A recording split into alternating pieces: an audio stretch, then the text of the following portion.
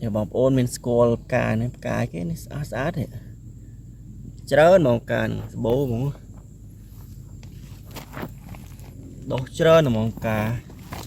tất đâm cà sẽ gì đừng mua hiệu cà ấy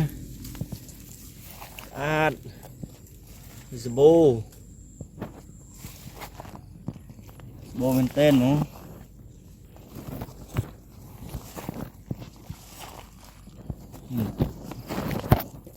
trơn mà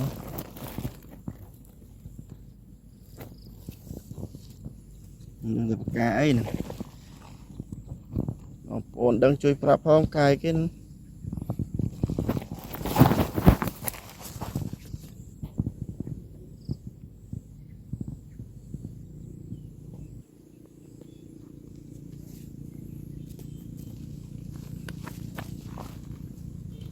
nó bố tí đó